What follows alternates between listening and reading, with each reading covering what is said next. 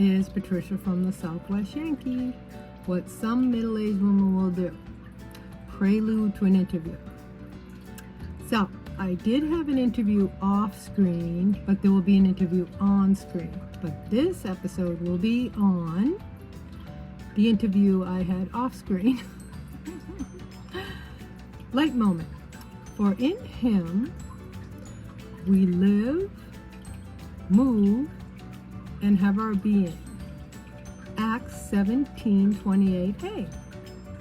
So, what we'll be covering from the northeast southwest compass is the driving, the friendliness, the food, and the climate words. So, we will start with the driving. I had mentioned this before, but this is going more in depth, and we're going to throw some vocabulary words too. So, the driving. So down in Texas, in the southwest, this part of the southwest where I'm living, is you get to a green light and they kind of meander out. It's like a kind of,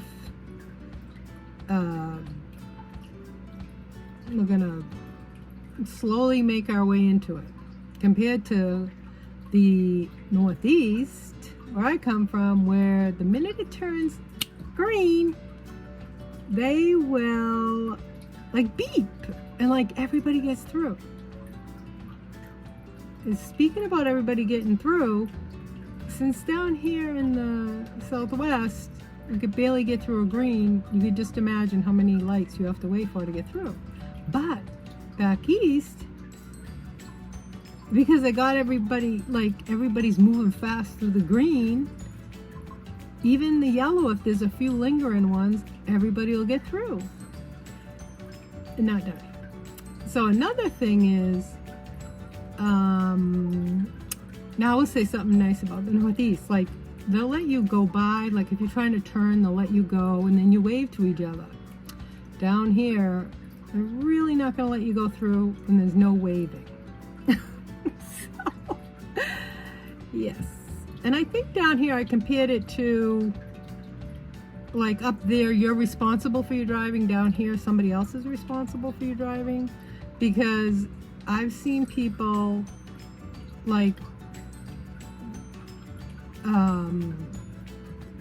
I was at one of my jobs the other day, and literally the person, like, wasn't even near the curb. They were like halfway out into the road and let the person out. And I'm like, what? Like, I just couldn't even wrap my mind around it. But now we're going to get into pedestrians. We'll get into some words and move on, because driving is a really scary and wrong topic to talk about. Yes. Just think about it before, and even now in a lot of countries, people are walking or taking horses. Let's just put it that way. So, the pedestrians. So, if we're letting people pass and waving up north, and I told you about the slow through the light and the parking not too close to the curb. So, in the northeast, somebody's crossing and they move across. They don't meander. And I can understand when it's 115, you don't really feel like running. So, we'll give them a little time off for that. So down in the southeast where I'm from, you stop for the pedestrian and they walk, we'll use the word gingerly pace, across the road. So I'm just like, what? So now we'll get off the subject, because it's like, so we'll use some of the words. Down here we call it the rotary. Back east, down here, it is called a roundabout. Back there, we call them highways. They call them freeways. But then they have this thing called the feed road, which is cool. One thing that's not cool is they have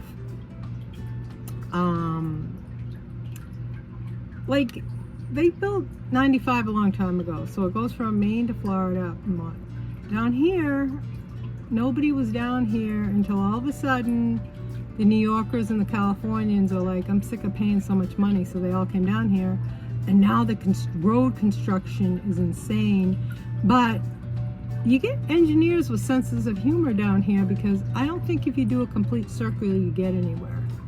So, and I've showed you pictures of this before. It is crazy.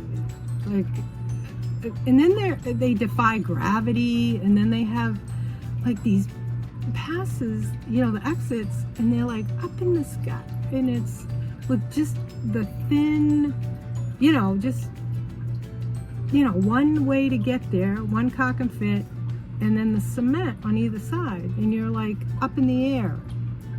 Oh, it's scary. So I always went the back roads, but I think I would take 95. Like, I think I can do 95 now that I've driven on those other roads.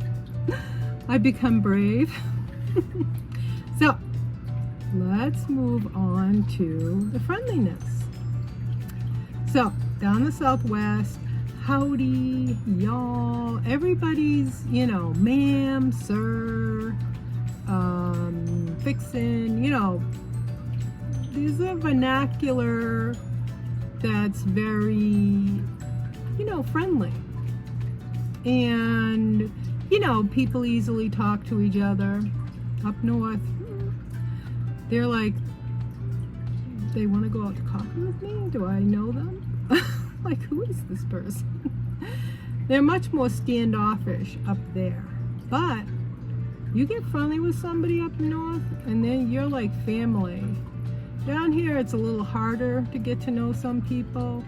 Like, they're friendly, but then, oh, I think I wanted to end there. So, you know, it's just the other side of the same coin. So, you know, you get a little bit of this, you get a little bit of that. So there's differences, but, you know, not to such a great extent that you're in like permanent culture shock or anything. So, until you come to the food. Okay. So, with the food, I told you about the barbecue. We'll go back to that 115. So, you know, they throw the food in the smoker and then run back in the house. And then they had some German immigrants, so then there's some German food. And then obviously we're near Mexico, so there's a lot of Mexican influence. But not that much, because they've been here for centuries. So, you know, there's too many fast food restaurants that have, you know, a place in their heart, which I don't think should. But back east, you know, New York, you get Ellis Island, and then you had, you know, my relatives are mostly from Canada. They went there centuries ago and then came down. So, you know, there's a lot of, you know, you can get Greek food, you can get Italian food. I grew up in Mexican food because I worked at a restaurant in high school that had Mexican food. I mean, you can get everything. You can get scones. Like, there's a lot of different food. And, oh, don't get me started on the seafood. I might pop a picture in of escargot, which that's snails, which you're like, I don't know what that has to do with seafood. Anywho. So, the last one we're gonna cover today, because I've really studied this, so there's a lot more to it. So we're just gonna use 2 words, because there was like 8 words, so I might need to spread it out. And they were big words. So, wasn't the word melanpropism, or we won't have to use that word melanpropism, which means to mispronounce words. So, the climate. Remember I had gone over it being subtropical? Another word came up for the Southwest, arid. I don't think that's a good word. So the one in the northeast is called temperate. So that means like the average temperature is like 26 or 30 and then 60. And then the subtropical, 115 and, usually 65 in the winter, but sometimes they want to play, I think, on the north. Like last winter, it was really cold. Well, I should say we had a bad winter storm and lost power and everything because it was so cold, which hasn't happened in 60 years, so I don't think it's going to happen this winter. But though we'll call her Penelope, who I was talking to, said that she was amazed at how green the grass was back east. And I'm like, yeah, I mean, it rains every season, all 4 of them. 4. And then the snow, like I remember, when the snow would come back from the grass and it being green underneath. Down here, it's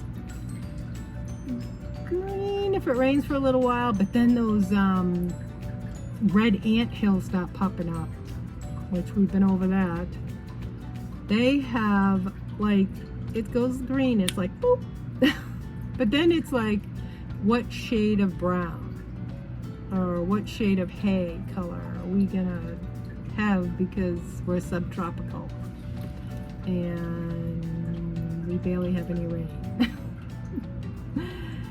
And I was talking to a Texan down here, we'll talk about that another day.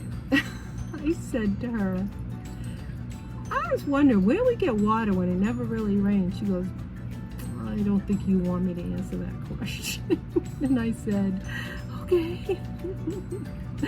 So remember to subscribe, and we will be having an interview. It'll be a surprise who it'll be, but they will be well versed on the Northeast and the Southwest. Hint, hint, hint. So remember to subscribe. Bye.